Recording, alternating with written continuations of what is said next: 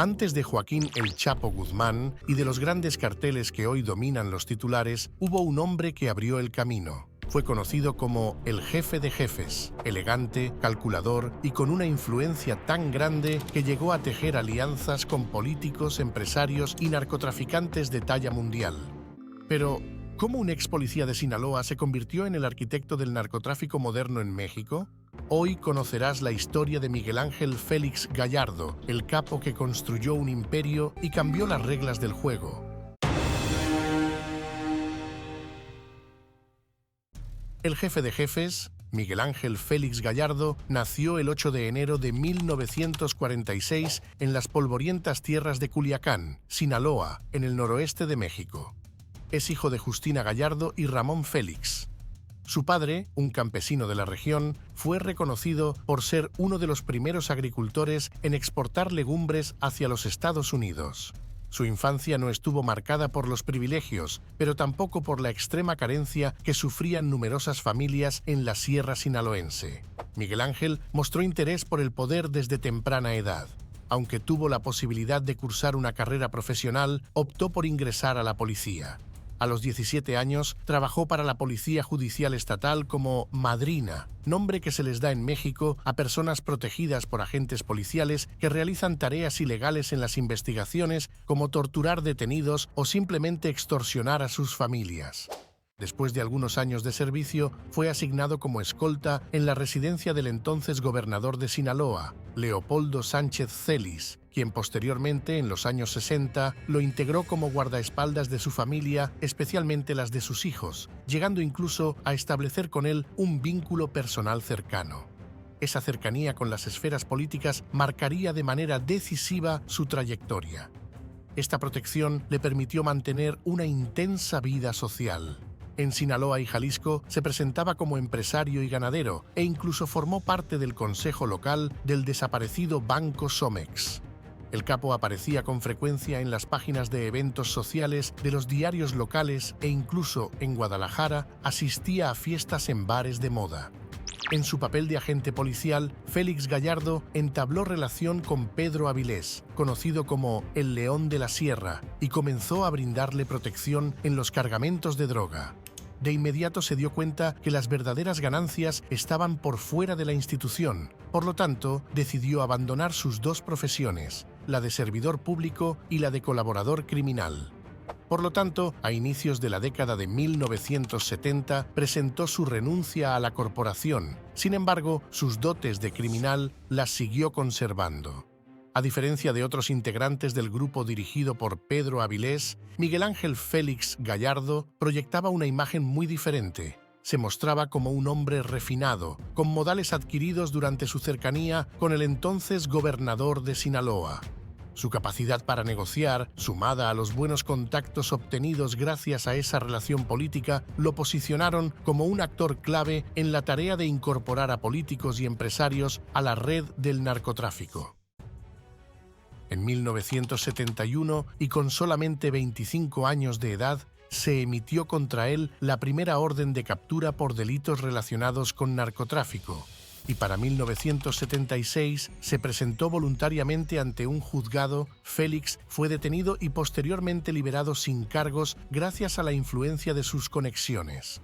Un año más tarde, en 1977, logró evadir las consecuencias de la Operación Cóndor, una ofensiva antidrogas impulsada por el gobierno de los Estados Unidos con el único objetivo de eliminar los cultivos de marihuana y amapola en la zona del Triángulo Dorado, región que había sido promovida previamente por el gobierno norteamericano para la producción de opio destinado exclusivamente para atender a los soldados heridos en combate.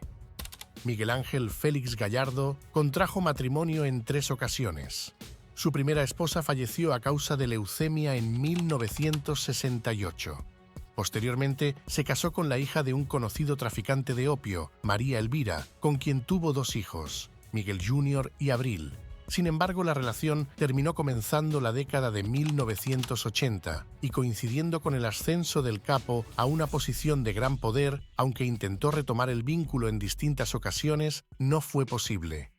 Antes de cumplir los 40 años, hacia 1986, se casó con una mujer llamada Daniela, Durante esa unión nació una hija, si bien no se tiene certeza de si Félix Gallardo era el padre biológico.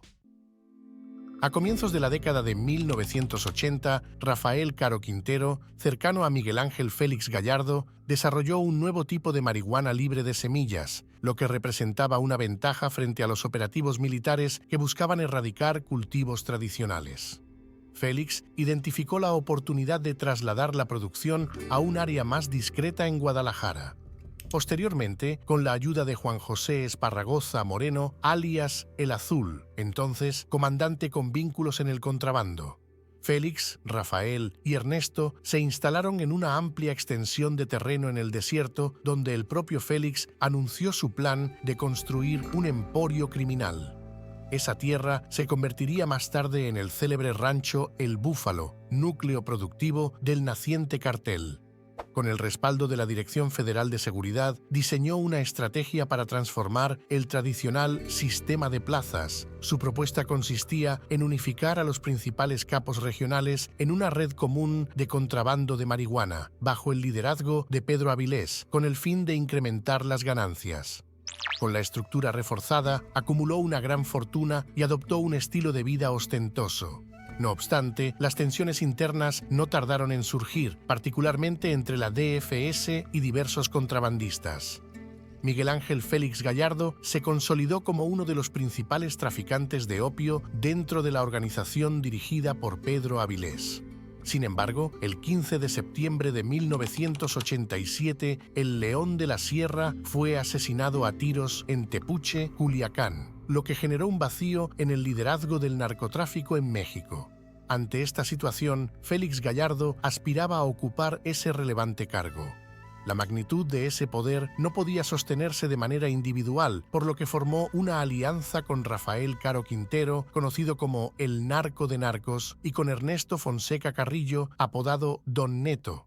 Poco después, la DFS presionó a Félix Gallardo para trasladar un cargamento de armas hasta Nicaragua con destino a un grupo insurgente. Acompañado por Amado Carrillo Fuentes, el sinaloense fue retenido y torturado por rebeldes, hasta ser liberado por un agente de la CIA. Durante el secuestro, Félix advirtió grandes depósitos de cocaína listos para su exportación. El oficial estadounidense que lo liberó le explicó que el corredor caribeño, utilizado por carteles colombianos, había sido cerrado, lo que dejaba sin rutas disponibles para el tráfico hacia los Estados Unidos. Gallardo identificó allí una oportunidad para utilizar sus propias rutas en México y decidió ampliar el negocio. Félix Gallardo recurrió a Sandra Ávila Beltrán, también conocida como la Reina del Pacífico, para establecer contacto con Juan Mata Ballesteros, un hondureño vinculado al tráfico de cocaína. Mata lo conectó con dos grandes organizaciones en Colombia, el Cartel de Cali, liderado por los hermanos Rodríguez Orejuela, Miguel y Gilberto, hombres de negocios y socios de Elmer Pacho Herrera. También con el Cartel de Medellín, encabezado por Pablo Escobar, conocido por su carácter violento. Gallardo optó inicialmente por negociar con el Cartel de Cali, logrando un acuerdo. Sin embargo, en su regreso fue interceptado por hombres de Medellín y llevado ante Escobar, quien lo obligó a introducir también su mercancía en territorio estadounidense, advirtiéndole de los riesgos del nuevo negocio. De vuelta en México, Gallardo consolidó su alianza con los carteles colombianos, aunque el giro hacia la cocaína generó divisiones internas. Rafael Caro Quintero se opuso, defendiendo que la marihuana había sostenido la estabilidad del negocio. En contraste, Ernesto Fonseca respaldó la nueva estrategia y este fue utilizado por Félix para persuadir a Rafael. Días más tarde, su contador en los Estados Unidos lo citó para firmar documentos financieros. Al intentar ingresar al país en secreto, un funcionario lo alertó de que se trataba de una operación encubierta de la DEA, lo que obligó a Félix a huir de inmediato.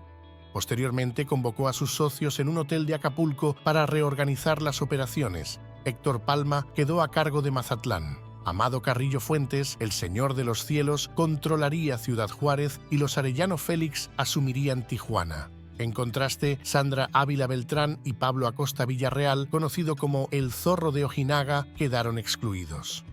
Este reparto territorial marcó el origen de los carteles en la forma en que actualmente se conocen. organizaciones criminales con presencia definida en regiones específicas, con redes institucionales y respaldo social. Sin embargo, Félix Gallardo no contaba que con el tiempo estas divisiones dejarían de respetarse y comenzarían fuertes disputas por el control de los territorios, generando una escalada de violencia en el país que hasta el día de hoy no ha dejado de parar. La decisión de apostar por la cocaína como eje del negocio generó tensiones. Caro Quintero se opuso abiertamente, mientras que director general de la Dirección Federal de Seguridad DFS, José Antonio Zorrilla Pérez, se sintió traicionado al no recibir un mayor porcentaje de las ganancias. Acosta llegó a advertir que la organización se fragmentaría, pero Gallardo reafirmó que él era el único líder y que cualquiera que no aceptara sus términos podía retirarse. Con Félix Gallardo la historia del tráfico de drogas sufrió algunos cambios. Uno de ellos es la forma como se llamaban a las bandas. La DEA bautizó a su organización como el Cartel de Guadalajara, debido a que antes de ese tiempo, en México, no se utilizaba la palabra cartel para definir a los grandes grupos de narcotráfico. Aunque su formación académica llegó únicamente hasta el tercer año de secundaria, distintos testimonios coinciden en señalar que poseía una notable capacidad intelectual. Su liderazgo se reflejaba en la obediencia que le mostraban diversas familias y grupos vinculados al narcotráfico, a quienes respondía con un estilo sobrio, expresiones breves, sin alzar la voz y evitando el uso de groserías, rasgo que le valió durante la década de 1980 el apodo de Jefe de Jefes. En el periodo de mayor influencia, Félix Gallardo se describía como un hombre de profundas creencias católicas, aficionado al béisbol, no consumía bebidas alcohólicas y mucho menos fumaba. Su figura pública proyectaba la imagen de benefactor, financiando la construcción de la biblioteca de la Universidad Autónoma de Sinaloa, respaldando a varias generaciones de la Escuela de Derecho y Ciencias Políticas de la misma institución, así como aportando recursos para la remodelación de numerosas iglesias. Viajó por todo México y distintos países de América Latina como Bolivia, Panamá y Ecuador, donde fue recibido en círculos vinculados al narcotráfico, especialmente por Pablo Escobar en Colombia. Además, realizó viajes de descanso y placer a destinos europeos, siendo Ginebra, Suiza, su lugar de preferencia. Un episodio citado por el periodista Diego Enrique Osorno ilustra la manera en que Miguel Ángel Félix Gallardo ejercía el poder y cómo combinaba actos de aparente justicia con decisiones de carácter violento. En 1986, mientras residía en Guadalajara, Jalisco, interrumpió de manera repentina su rutina tras leer en el periódico la noticia de una familia asesinada, en la que incluso se mencionaba la muerte de una mascota. Según el periodista, al mostrar la nota a su esposa, expresó que no podía continuar con su día sin atender el asunto. Poco después, convocó a mandos policiales, pandillas locales, gremios de taxistas, exigiéndoles que en un plazo máximo de 72 horas se identificaran a los responsables. De acuerdo con su versión, los presuntos autores fueron capturados y entregados con vida para ser procesados judicialmente. Sin embargo, en el municipio circuló otro rumor: que mucho antes de llegar a prisión, los responsables fueron sometidos a fuertes torturas atribuidas directamente a Félix Gallardo. Pese a su conocida devoción religiosa por la Virgen de Guadalupe y a la imagen de católico practicante, Félix Gallardo estuvo implicado en graves actos de violencia. Uno de los episodios más significativos fue el caso del agente de la Administración para el Control de Drogas de los Estados Unidos DEA, Enrique Kiki Camarena, quien había logrado infiltrarse en el cartel de Guadalajara con el objetivo de recabar información y posteriormente desmantelarlo. En 1984, Camarena informó a las autoridades estadounidenses sobre la existencia de una propiedad en Jiménez, Chihuahua, conocida como El Búfalo. El rancho, cuyo dueño era nada más y nada menos que de Rafael Caro Quintero, era donde se almacenaba una gran cantidad de droga lista para ser enviada a los Estados Unidos.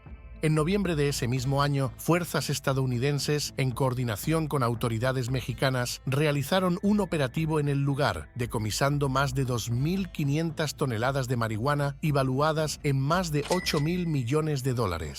El golpe representó una pérdida significativa para las finanzas del cartel, que ya había comprometido el envío con sus socios en los Estados Unidos. Ante este hecho, Félix Gallardo, Caro Quintero y Ernesto Fonseca Carrillo identificaron a Camarena como el responsable de la filtración. El imperio del traficante, sin embargo, empezó a derrumbarse. El 8 de febrero de 1985, cuando el agente fue secuestrado en Guadalajara, trasladado a una casa de seguridad, donde permaneció cautivo por alrededor de 36 horas. Posteriormente, fue asesinado en circunstancias que diversas fuentes periodísticas y gubernamentales describen con particular violencia. Su cuerpo apareció el 5 de marzo de 1985 en una zona rural de Angostura, Michoacán. El crimen generó repudio del gobierno estadounidense, presionando intensamente a México al considerar que el caso evidenciaba los vínculos del cartel de Guadalajara con sectores políticos y la falta de confianza en la justicia local. Caro Quintero y Fonseca Carrillo fueron acusados del crimen, pero la agencia antidrogas señaló también al jefe de jefes como el autor intelectual. La Administración de Control de Drogas de los Estados Unidos DEA presionó con la posibilidad de enviar agentes directamente a territorio mexicano para actuar contra el cartel, medida que hubiera significado una violación a la soberanía nacional. Ante el riesgo de un conflicto diplomático de gran escala, el gobierno mexicano optó por romper acuerdos con líderes del narcotráfico en el Pacífico y proceder a su captura. La indignación en los Estados Unidos llevó al cierre temporal de la frontera y a una fuerte presión diplomática sobre México, que se tradujo en despidos masivos de funcionarios y policías vinculados al encubrimiento, generando alarma dentro del cartel. El escándalo por las revelaciones provocó que México fuera incluido en la lista de países que, según el gobierno de los Estados Unidos, no combaten eficientemente el tráfico de drogas. Fue el llamado Proceso de Certificación de Drogas, que establecían sanciones financieras y la cancelación de ayuda estadounidense a quienes no eran aprobados.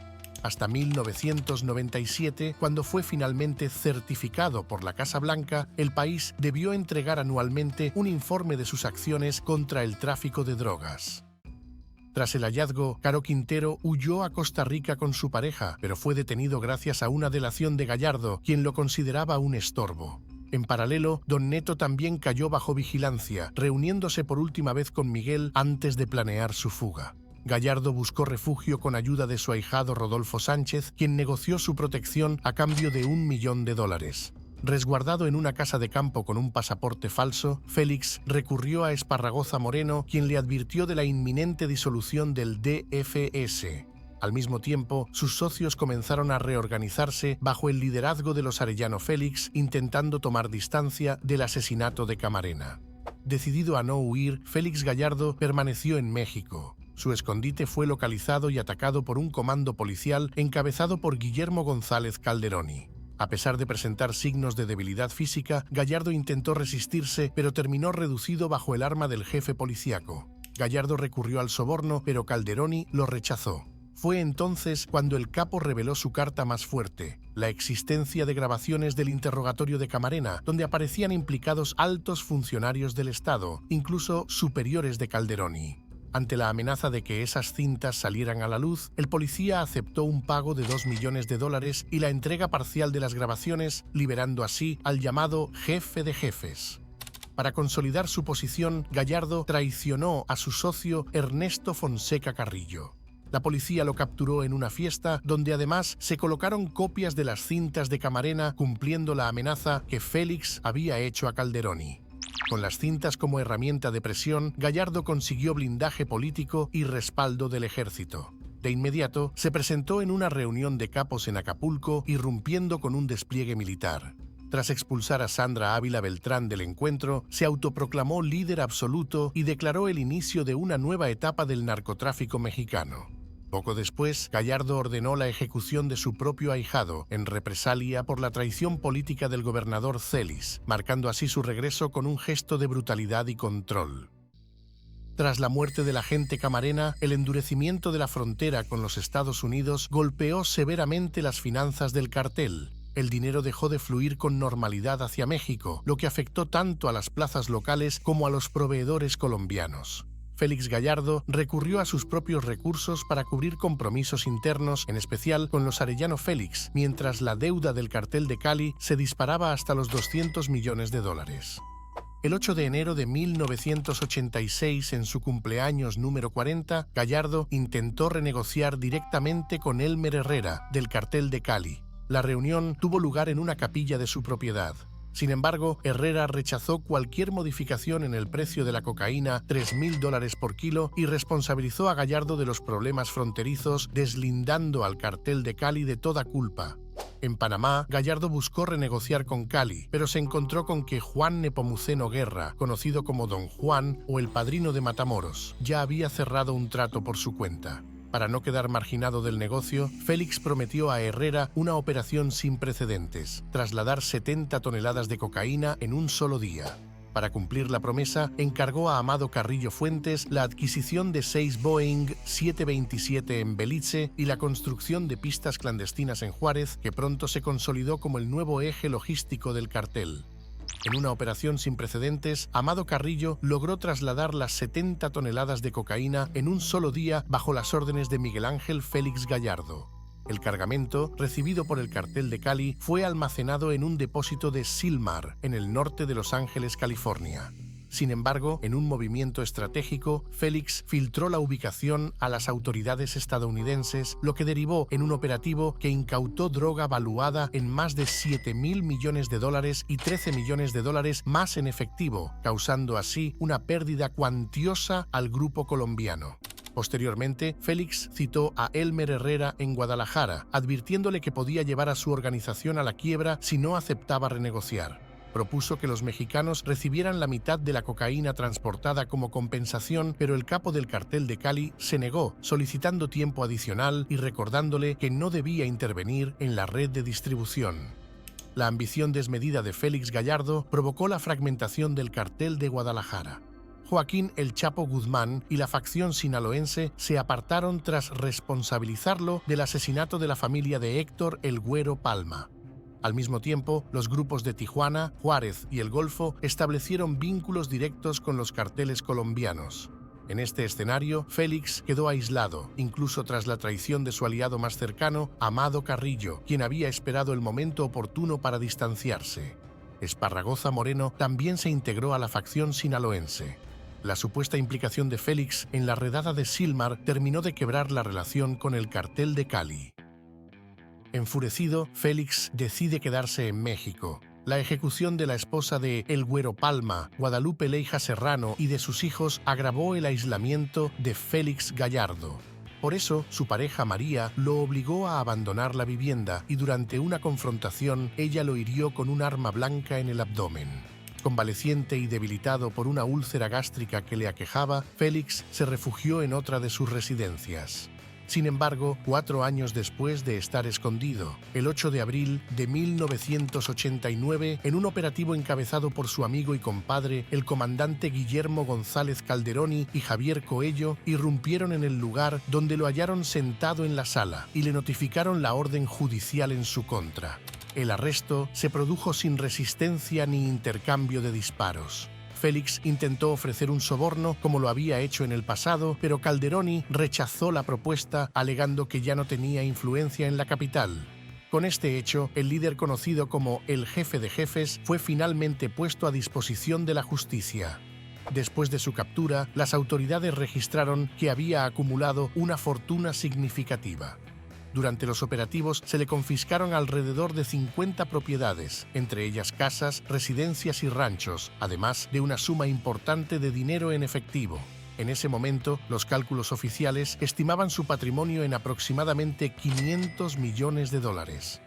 Durante su reclusión, Félix Gallardo recibió la visita de un agente de la DEA. En el encuentro, el ex líder del cartel mantuvo una actitud desafiante, llegando a burlarse de la memoria del agente Camarena.